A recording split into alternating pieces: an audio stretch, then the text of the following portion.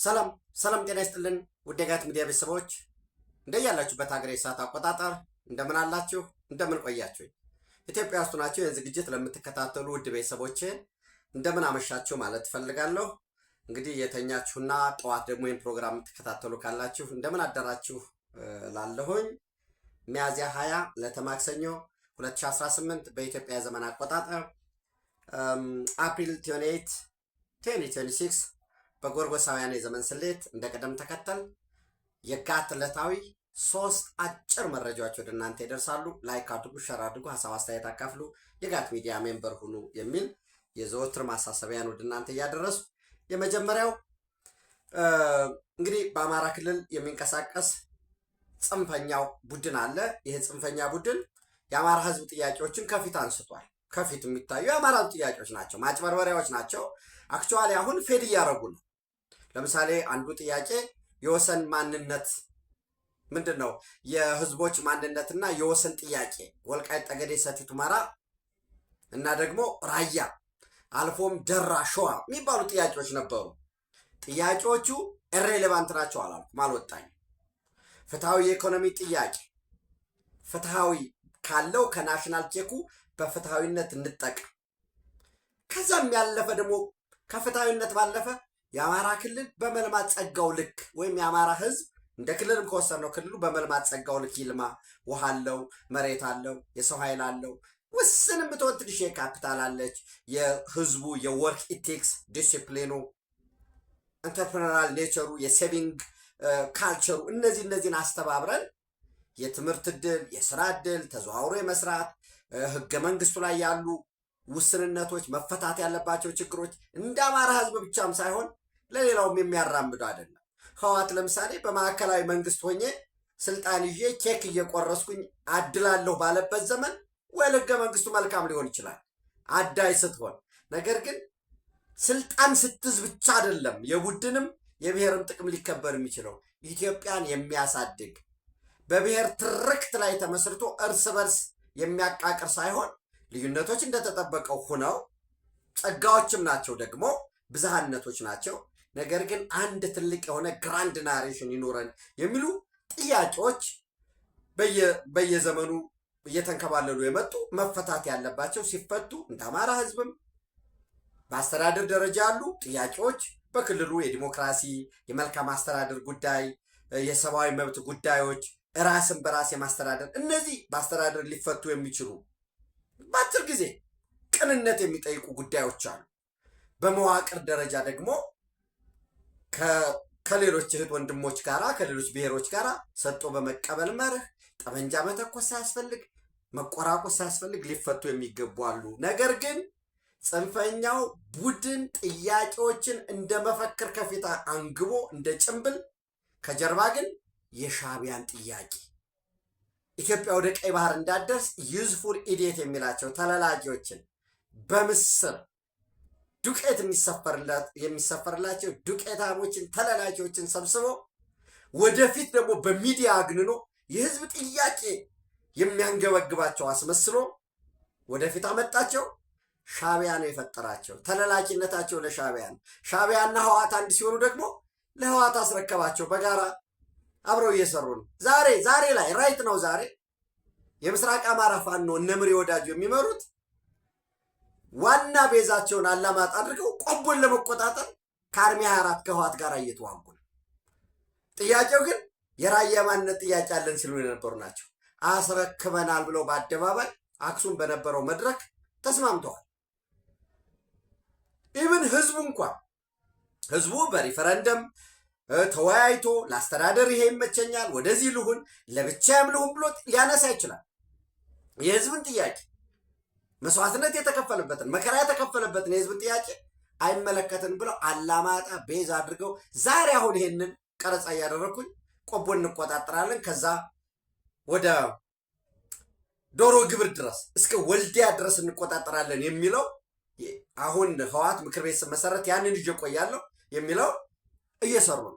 በተመሳሳይ እነ ሀብቴ ወልዴ የአማራ ፋኖ ብሔራዊ ኃይል በላይ እዝ ብለው ከአርሚ 70 ጋር ተቀናጅተው በተመሳሳይ በዚህ በሰቋር ገዳ በሰቋር በኩል አድርገው ከአርሚ 11 ጋር ከህወሓት ታጣቂ ጋር ወልቃይትን በወልቃይት አድርገው ሁመራን ለመቆጣጠር ሬዲ ሆኗል።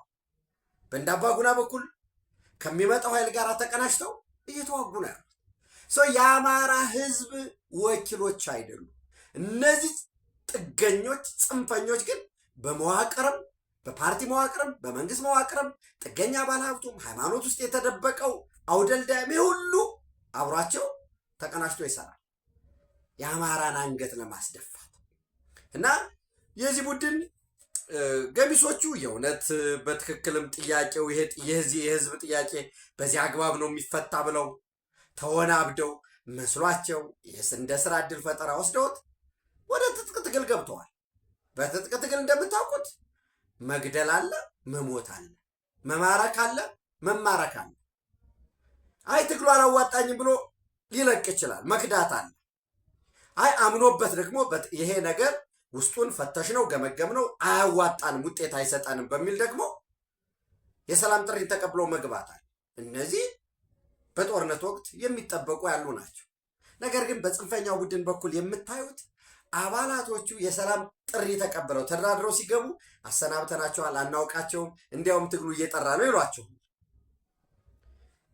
ዛሬ ለዚህ ሁሉ ዛሬ በዚህ አንድ የመከላከያ ሰራዊት አባል የነበረ ጅራን አካባቢ ሲንቀሳቀስ የነበረ ሌተናል ኮሎኔል አለሙ ለማ የሚባል አስቀድሞ የመከላከያ ሰራዊት አባል የነበረ ኢቭን እንዲያውም የብርጌድ አመራር የነበረ ዛሬ በቁጥጥር ውስጥ ውሏል።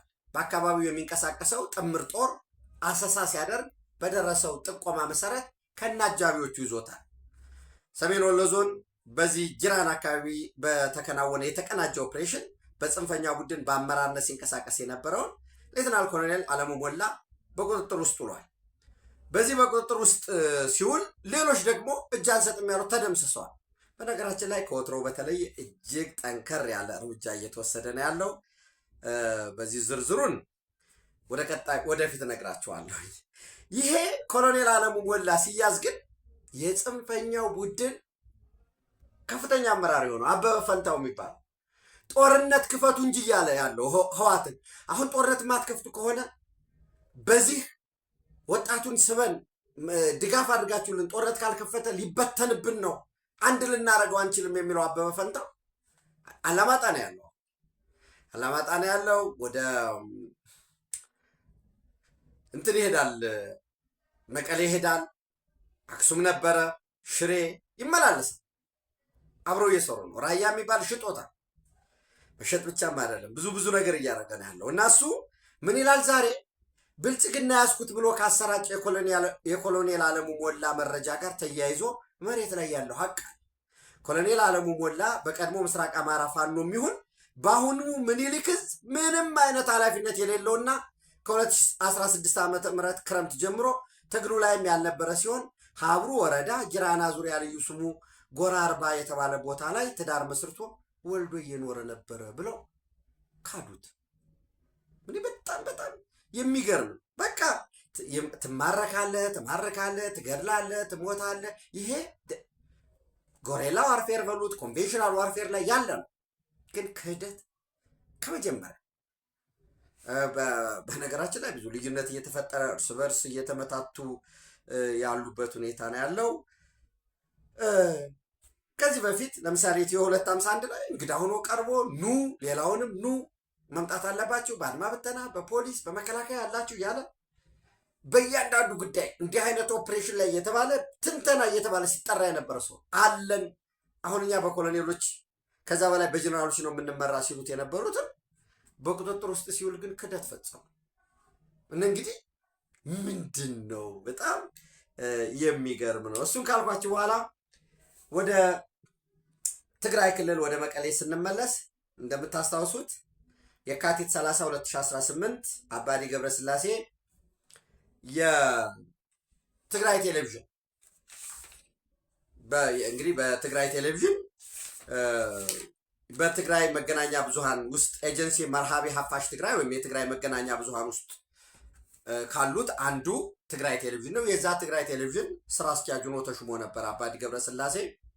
የካቲት 30 2018 ዘን ሚያዝያ 16 2018 ሌፍትናንት ጀነራል ታደሰ ወረደ ከስልጣኑ አነሳው።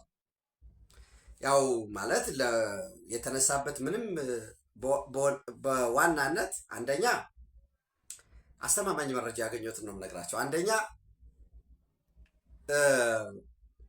ነባር ፕሬዚደንት ትግራይ ብላችሁ ነው ዜና መስራት ያለባችሁ አለ ሰብስቦ። ማለት ነበር ፕሬዚዳንት ትግራይ በሉ፣ የቀድሞ የትግራይ ፕሬዚዳንት በሉ አለ። ለምን መጋቢት 30 አለቀ፣ ከሚያዝያ 1 ጀምሮ አናውቀውም። ሌፍትናንት ጀነራል ታደሰ ወረደን ስልጣኑም የተራዘመበት ትክክል አይደለም የሚለውን የህወሓት አቋም ያዘና የትግራይ ፕሬዚዳንት የትግራይ ጊዜያዊ አስተዳደር ፕሬዚዳንት ጀነራል ታደሰ ብላችሁ እንዳትዘግቡ፣ ነበር ፕሬዚደንት ትግራይ የቀድሞ የትግራይ ፕሬዚደንት እንዲህ አለ በሉ አለ። አንድ ሁለተኛ በሰራተኞች መካከል የህወሓት ደጋፊ የህወሓት ተቃዋሚ ወይንም አንተ የትግራይ ብልጽግና ደጋፊ ነህ። የትግራይ ብልጽግና የሚሉት እንትንን ማለት ነው፣ ይሄ ስምረትን። እናንተ የስምረቶች ናችሁ፣ ደለይቲ ለውጥ ትግራይ የምትሉ ናችሁ፣ ህወሓትን አትደግፉም በሚል ክፍፍል ፈጠረ። አንተን በዚህ ምክንያት ጫናዎች ሲፈጠሩ ይህንን ጫና እንቋቋም ያሉ በቁጥር ወደ 11 የሚሆኑ ጋዜጠኞችም ለቀው ወጡ።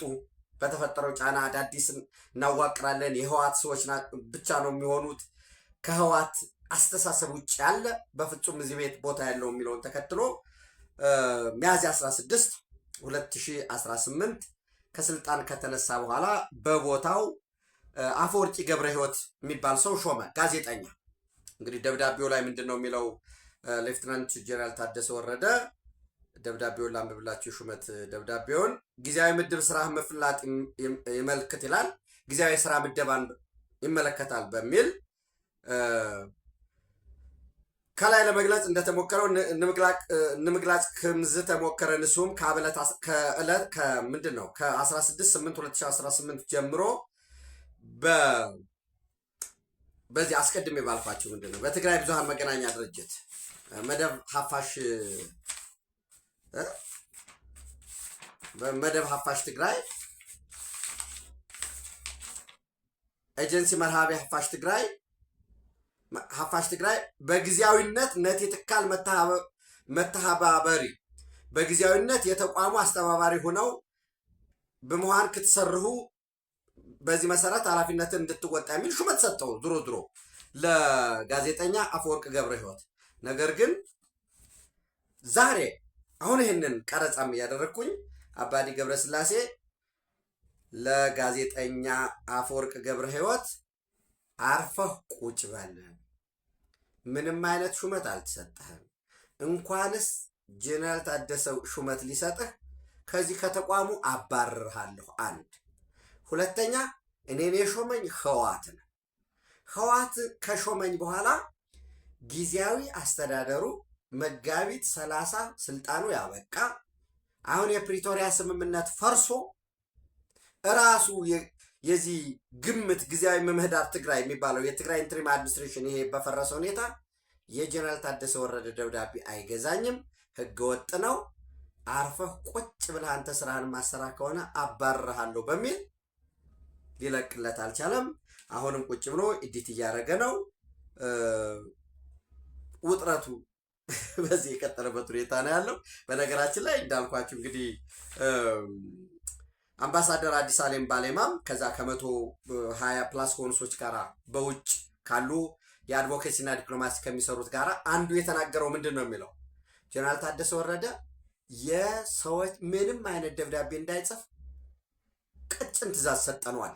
ምንም አይነት ደብዳቤ እንዳይጽፍ መሾምም አይችልም መሻርም አይችልም፣ ስልጣን አልቋል ብለነዋል፣ ይሄ ተቀባይነት የለውም ብሏል። እንግዲህ ያው በዛ መሰረት በዚህ አግባብ አርብ ዴድላይን አስቀምጫለሁኝ። በውሎ ፕሮግራም ተከታትላችሁታል ብዬ አምናለሁኝ።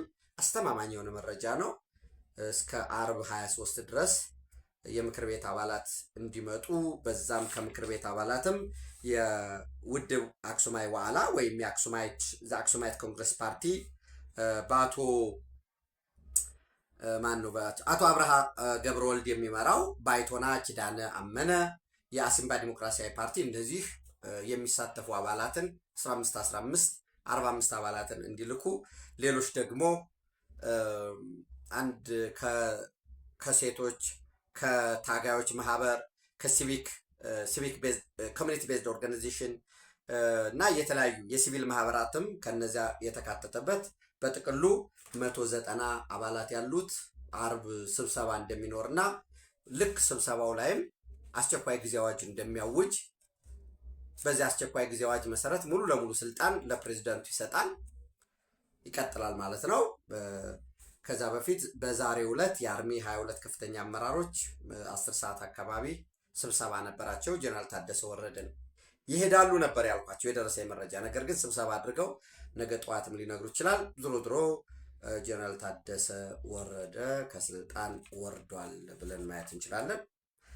ይህንን ደግሞ ተከታትለን ወደ እናንተ እናደርሳለን። በቀዳሚነት መረጃ እያደረስኳቸው ስለሆነ ይህንን ብዬ ወደ ኦፔክ ኦይል ፕሮዳክሽን ወይንም ኦይል ፕሮዲውሰርስ ኤንድ ኤክስፖርቲንግ ካንትሪስ የዘይት አምራቾችና ላኪዎች ማህበር የሚባል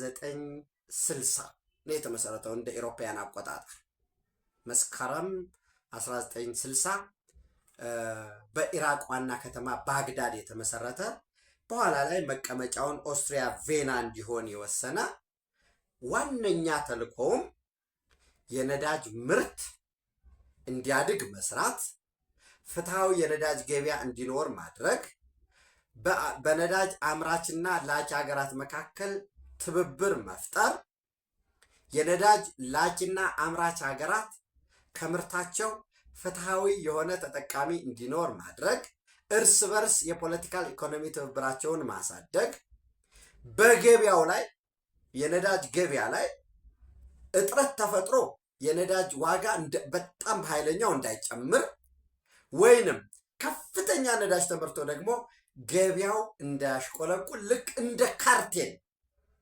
ሞሮለስ፣ ያው ካርቴል ያልኳችሁ ሞኖፖሊ የምትሉት በአንድ ዩኒት በአንድ ተቋም ቢያዝ ነበረ። ግን ካርቴል እንበለው ሆኖ ቁጭ ብሎ ነዳጅን የሚመረተው በዚህ ዓመት የሚመረተው ነዳጅ ይህን ያህል ነው፣ ከዚህን ያህል መሰረት ሳውዲ አረቢያ ይህን ያህል ታመርታለህ። ለምሳሌ አባል ሀገራቶቹ ወደ 12 13 ይሆናሉ እንደየጊዜው። ድሮ አልጄሪያ፣ ኮንጎ፣ ኢኳቶሪያል ጊኒ ከአፍሪካ፣ ጋቦን፣ ኢራን፣ ኢራቅ፣ ኩዌት፣ ሊቢያ፣ ናይጄሪያ፣ ሳውዲ፣ ዩናይትድ አረብ ኤሚሬት፣ ቬንዙዌላ እነዚህ አባል ሆነው በተባባሪነት ኦፔክ ፕላስ ሲሆን ደግሞ ካዛኪስታን፣ ሩሲያ፣ ሌሎች ፕላስ ሲሆን እና ምንድን ነው ይህን ያህል ምርት ይመረታል። ኢኮኖሚውን ስቲሜት ያደርጋሉ። የአይኤምኤፍን፣ የወርልድ ባንክን፣ የሀገራትን የነዳጅ ፍላጎት ይህን ይወስዱና ይህን ያህል ነዳጅ ይመረታል የተጣራ፣ ከዚህ ውስጥ የማምረት ኮታ ይህን ያህል ነው፣ የከሌ ሀገር ይህን ያህል ነው የሚል በወሳኝነት ገበያውን የመቆጣጠር እና ፍትሃዊ ተጠቃሚነትን የማረጋገጥ የነበረ ነው። ዋነኛ ተጽዕኖ ፈጣሪዋ ሳውዲ አረቢያ ነች። የመገበያያ ገንዘቡ ደግሞ ፔትሮ ዶላር። ይሄ ፔትሮ ዶላር ማለት ግብይቱ ልክ በዶላር ዶላር ግብይቱ አለ የፔትሮ ዶላር የዶላር የትራንዛክሽን መገበያያ ፔትሮ ዶላር ተብሎ አካውንቱ በአሜሪካ ይቀመጥና በዛ መሰረት ነው ደግሞ አሁንም ከሽያጩ ዲስፐርስ የሚደረገው ለየሀገራት። ይሄ ሆኖ እንግዲህ ከ1960 እስከ ዛሬ ድረስ ባለፉት 66 ዓመታት ተመስርቶ ሲኖር በ1967 ዩናይትድ አረብ ኤሚሬት ጆይን አደረገችው። 59 ዓመት ሙሉ በኦፔክ አባል ሀገር ሆና ቆይታለች። በዚህ አንደኛ ነዳጅ ዘይት የተጣራ ነዳጅ ዘይት በማምረት አንደኛ ሳውዲ አረቢያ ነች።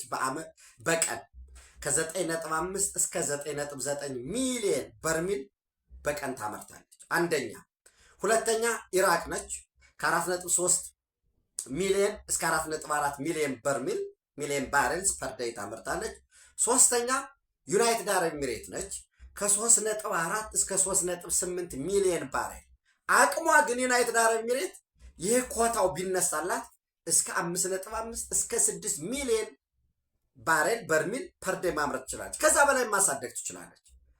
ኩዌት እስከ 2.85 ሚሊዮን በርሜል በቀን። ሌሎች ግን ያው ናይጄሪያ፣ ሊቢያ፣ ኢኳቶሪያል ጊኒ እነ ጋቦን ኮታቸው ተለዋዋጭ ነው። የውስጥ ቀውስ ያጋጥማቸዋል። የፊስካል የገንዘብ ለማስፋፊያ ወይ የሆነ ኢኮኖሚያቸው ችግር ያጋጥማል። በዋነኝነት በጸጥታ ምክንያት ይሄ ነው የሚባል ዴይሊ በትክክል ይሄን ያህል ነው የሚያመርቱ የሚባለው አይታወቅም። ለምሳሌ ሊቢያ ትልቅ ሀገር አምራች ሀገር የነበረ ነው። የአረብ ሪቮሉሽን ተከትሎ የምታውቁት ነው። በወሳኝነት የነዳጅ መሰረተ ልማቶች ናቸው የተመቱት። ከዛ የነዳጅ መሰረተ ልማቶች ተመቱ። ወሳኝ ነዳጅ የሚመረትባቸው አካባቢዎችን ታጣቂዎች ያዙ። እነዚያ ታጣቂዎች ደግሞ የከሌ ሀገር ደጋፊ የከሌ ሀገር ብለው ኢንጌጅ አድርጎ እርስ በርስ ተዋጉባቸው። እና ሀፍታር ጀነራል ሀፍታር በአንደኛው ጎን ይዘዋል። ማዕከላዊ ደግሞ እውቅና ያለው ደግሞ የተብሎ ዞሮ በዚህ ሁሉ ከነበረው በዛሬው ዕለት ዩናይትድ አረብ ኤሚሬት ከዚህ በኋላ የዘይት አምራች እና ላኪዎች አባል የነበርኩበትን ዘመን አቁሜያለሁኝ። ከ3 ቀን በኋላ ዊች ሚን ዛሬ 28 ነው። 28 ነገ 29 ዘን ሐሙስ 30 ከሜይ 1 ጀምሮ ከአርብ ጀምሮ የኦፔክ አባል ሀገር አይደለሁም ብላለች። ዞሮ ከኦፔክ ውስጥ አገራት ሲገቡም ሲወጡም አዲስ አይደለም። ለምሳሌ አንጎላ በጃንዋሪ 1 2024 ለቃለች። አፍሪካዊት አንጎላ የለቀቀችበት ዋናው ምክንያት ነዳጅ አወጣች፣ ከፍተኛ የሆነ ነዳጅ። እሱን ሽጣ በከፍተኛ ሁኔታ ሽጣ የሀገሩን ኢኮኖሚ ማሻሻል ትፈልጋለች። ነገር ግን ኮታ ሲሰጥ አነስተኛ ኮታ ተሰጣት። በዚህ አልስማማም ብላ ለቀቀች። በነገራችን ላይ አልስማማም ብለህ ስትለቅ ደግሞ ትልቁ ችግሩ ምንድን ነው የሚመጣው? በሰፕላይ ቼይን ውስጥ በክፍፍሉ ውስጥ ትታፈናለህ።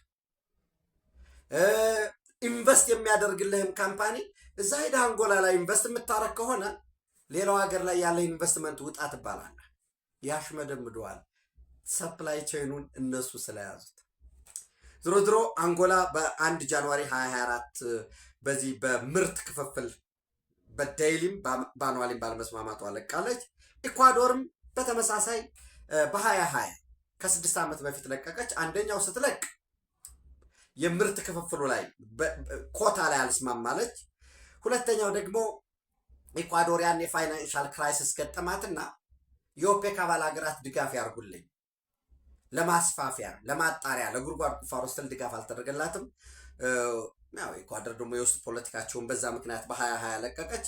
ኳታር ከ7 ዓመት በፊት በ1 ጃንዋሪ 2019 ዛሬ ኳታር በዓለማችን ዋነኛ ጋዝ አምራች ነች። ኖ እኔ ስፔሻላይዜሽንን ነዳጅ ዘይት ላይ በዚህ የተሰጠችኝን አነስተኛ ኮታ ይዤ ከምቀጥል ይልቅ ወደ ጋዝ ምርት ነው የሚሄድ በማለት በ2019 ለቃ ያወጣችበት ሁኔታ አለ።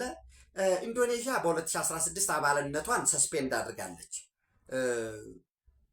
ጆይን አረገች 2015 14 ነው ጆይን ያረገች። ወዲያውኑ ከአባልነቴ ለቅጫለሁ ብላለች። ያን ያህል ግዙፍ ነዳጅ አምራችም አይደለችም ኢንዶኔዥያ። ዞሮ በዛ ሰፕላይ ቼን ውስጥ መግባት ስላለባት እንጂ። በተመሳሳይ ጋቦን በ1995 ተርሚኔት አድርጋ ነበረ። ነገር ግን በ2016 እንደገና ሪጆይን አደረገች። ስቲል ጋቦን ከፍተኛ የሆነ ምርቷም ከፍተኛ ስላልሆነ በዛ ውስጥ እየሰራች ነው ማለት አይቻልም። አሁን ዩናይትድ አረብ ኤሚሬት ለቃ ወጣች ማለት ግዙፍ አምራች የነበረችው ሶስተኛ የነበረችው በቀን ከ3.4 እስከ 3.8 ሚሊዮን በርሚል የምታመርት ይሄ ጫና ባይኖርባት ኖሮ ዛሬ ላይ አሁን ራይት ነው ዛሬ 4.85 ሚሊዮን በርሚል ነዳጅ ዛሬ በቀን ታመርታለች። ይሄ በባለፈው ኢራን ስደበድባት በዛ የደረሰውን የመሰረተ ልማት ውድመት እንደተጠበቀው ነው። ነገር ግን ኮታዋ ስንት ነው? 3.2 ሚሊዮን በርሚል ከአላት ካፓሲቲ 30% ወርዳ ማለት ነው። ከዚህ ስትወጣ ነፃ ሆና ስለምትሰራ ምን ይሆናል ማለት ነው? እስከ 5.5 እስከ 6 ሚሊዮን በርሚል በቀን ትሸጣለች። አንድ ሁለተኛ ለምትፈልገው ሀገር ከኮታ ለከሌ ማለት ከኮታ ውጭ ለምትፈልገው ሀገር ምርቷን ማሳደግ ትችላለች። ኢንቨስትመንት መሳብ ትችላለች። በዋነኝነት የአሜሪካ ጋር ያለው የዚህ የዶላር ጉዳይ አለ። እሱን አንድ እንድትዙ። ሁለተኛውና ወሳኙ ጉዳይ ግን ከዚህ ኮታን እንደ አንድ ምክንያት ወስዳችሁ ከፕሮዳክሽን ካፓሲቲ በታች ነው የተደለደልኩት ከሚለው ኮታ ባለፈ ወሳኙ ጉዳይ ግን በቀጠናው ውስጥ ያለ አዲስ የኃይል አደረጃጀት ስለመጣ ዩናይትድ አረብ ኤሚሬት የአብርሃም አኮርድ ፈራሚ ነች። በዚህ አብርሃም አኮርድ ፈራሚ በመሆኗ ምክንያት ከሌላው በተለየ ከሌሎች የኦፔክ አባል ሀገራት ወይንም የገልፍ ኮኦፕሬሽን ካውንስል which means በነገራችን ላይ ዩናይትድ አረብ ኤሚሬት አሁን በቀጣይ ምንድነው የምታደርገው? ከገልፍ ኮኦፕሬሽን ካውንስል ትወጣለች ማለት ነው።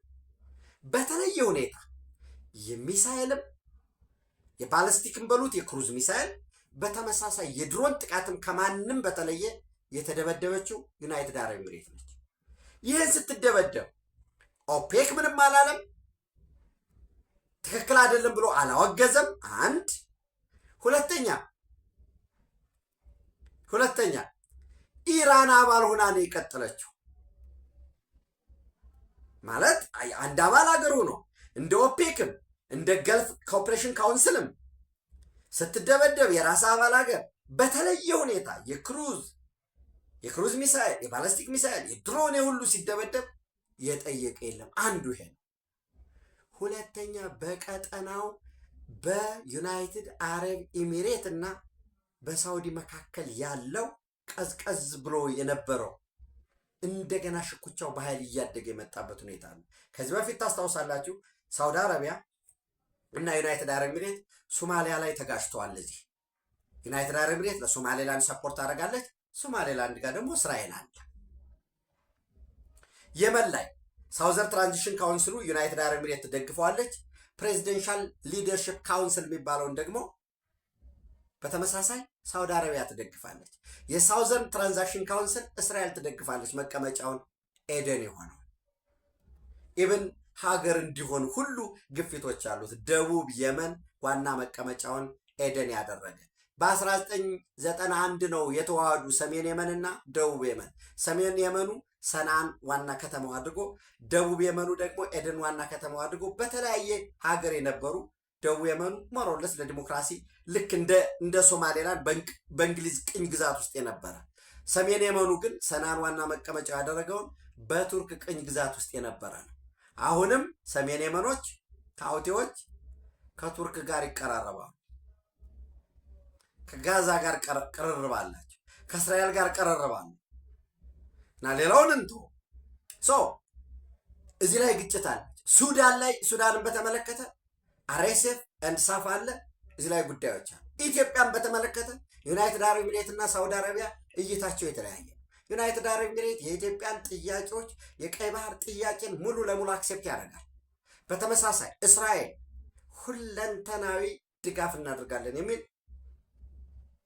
ማረጋገጫ ሰጥተዋል። በዶክተር አብርሃም ንጉሴ በኩልም በዓለም የዲፕሎማሲ መድረክ ወይራስ ሳውዲ አረቢያ ደግሞ የሬድሲ ሴኪሪቲ ካውንስል ሰብሳቢ በመሆኗ ከግብፅ ጋር ስላሉ የለም ኢትዮጵያ የቀይ ባህር ጉዳይ ወደ ቀይ ባህር መድረስ አትችልም፣ ወደብ አገልግሎት ግን ልታገኝ ትችላለች የሚል ወይራስ በናይል ጉዳይ ግን የናይል ውሃ የግብፅ የህልውና ጉዳይ ነው ብለው በአረብ ሊግ ያስወስናሉ፣ በኦርጋናይዜሽን ፎር ኢስላሚክ ኮኦፕሬቲቭ ያስወስናሉ።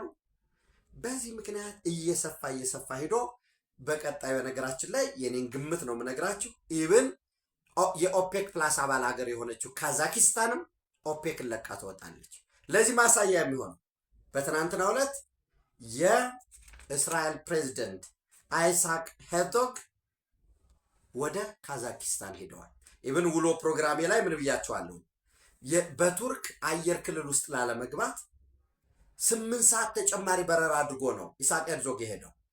ከእስራኤል ተነሳ ወደ ግሪክ፣ ከዛ ከግሪክ ወደ ሮማኒያ ላይ ሮማኒያን እንዳቋረጠ የተወሰነ የኦስትሪያን ኤርስፔስ ገባ። ዘን ወደ ፖላንድ፣ ከፖላንድ ወደ ቤላሩስ፣ ከቤላሩስ ሩሲያ የተወሰነ ኤርስፔሱን ነካና ካዛኪስታን ነው የገባው ትናንት። ስለዚህ ካዛኪስታን ዛሬ ባይሆን ነገ የሆነ ቀን ምን ትላለች ማለት ነው። ካዛኪስታን ከኦፔክ ፕላስ አባል ሀገር ለቅቄ ወጥቻለሁ ልትል ትችላለች። ስለዚህ በተመሳሳይ ፓኪስታን አደራዳሪ ሆና ኢራንንና አሜሪካን አደራዳሪ ሆና ከኢራን ጋር ግን ኮሪደር ከፍተው የንግድ ኮሪደር ከፍተው የኢራን ከፍተኛ ነዳጅ ወደ ፓኪስታን እንዲተላለፍ ኢብን በተመሳሳይ ወደ ፓኪስታን በሚሄደው መስመር ላይ ከቱርክ ጋራም ጆይን አድርገው ገበያ እየፈጠሩ ነው ያሉት። ሪሌብል አልሆኑም፣ ሪሌብል ፓርትነር አልሆኑም። በዛ ምክንያት 3.5 ቢሊዮን ዶላር አስቀምጠው የነበረውን በአስቸኳይ መልሱልን አሉ። እሱን ሲሉ ሳውዲ አረቢያ ደግሞ 8.5 ቢሊዮን ዲፖዚት አረገች ኢስላማባድ ወይም ለፓኪስታን። እዛ ልዩነት አለ። ፓኪስታንና ቱርክ ቀጥታም እንኳ ባንለው ፓኪስታንና ሳውዲ አረቢያ እስከ ኒውክሌር ጋሻ ስምምነት አላቸው። አዳዲስ የኃይል ስብሪት እየተፈጠረ ነው። እዛ ውስጥ ማን አለ? ዩናይትድ አረብ ኤሚሬት፣ ዘን እስራኤል፣ ዘን አሜሪካ፣ ሶማሌላንድ፣ ሳውዘርን ትራንዛክሽን ካውንስል ወይም ደቡብ የመን፣ ኢትዮጵያ፣ ኬንያ፣ ሳውት ሱዳን እያለ አዲስ ኃይል እየተፈጠረ ነው። በዚህ የኃይል ስምሪት በዚህ የኃይል አስተላለፍ ውስጥ ረጋ ሰከን ብለን የኢትዮጵያን የዘመናት የታሪክ ስብራት በዋነኝነት አንደኛው ወሳኝ ባንዳ ተለላቂ 4 ኪሎ፣ ሁለተኛው ባንዳ ዲያሎ ገብተው ከቀይ ባህር የነጠሉንን ታሪክ ለአንዴና ለመጨረሻ ለመዝጋት እዚህም እዚያም የሚጮሁ የሚያንቋርሩ ተለላኪዎችን ጽንፈኛው ፋኖን፣ ጽንፈኛው ሸኔን፣ ሌላ የጉምዝ ታጣቂ ኦብነግ ነኝ እያለ አንድም ሁለትም ሆኖ አሮጌ ክላሽ አንጠልጥሎ ጨርሻለሁ 4 ኪሎ ልገባ ነው ቀጣይ ጠብቁኝ እያለ የሚያንቋርረው እሱን ሁሉ ልናሸንፈው የምንችለው በወሳኝ ትኩረታችንን ቀይ ባህር ስናደርግ ነው። ዛሬ ህወሓት ይህን ያህል እየተሽከረከረ የፕሪቶሪያን ስምምነት ጥሶ ወዘተረፈ ዛሬ ላይ በተለየ ሁኔታ ይህን የሚያደርግ ኢትዮጵያ ወደ ግጭት ገብታ ልክ ዓርብ የፕሪቶሪያ ስምምነት ጥሻለሁ እንደዚህ አርጃለሁ ሲል ዓርብ ቅዳሜ ወደ ጦርነት እንድንገባና ከዚህ ከወሳኙ የቀይ ባህር አሰላለፍ እንድንወጣ በውስጥ ጉዳያችን ኢንጌጅ እንድናደርግ የኃይል ሚዛኑን ለማፍረስ ነው። ጀነራል ታደሰ ወረደ ተነሳ ወል ደብረጽዮን ነው ፍስሐጽዮን ነው ወይንስ አማኑኤል ነው? ኦኬ ይሁን ሆናቸው ጊዜ አለው ለሁሉ። አሊያ ጠላትህ ባዘጋጀልህ ወጥመድ የምትገባ ከሆነ ውድቀቱ የኛው ነው የሚሆነው። ዞሮ ዞሮ የፌዴራል መንግስት ምን ይወስናል የሚለውን አብረን የምንከታተል ይሆናል። ኢትዮጵያ በክብር ለዘላለም ትኖር። በማምሸቴ በጣም ይቅርታ። ታንኪዩ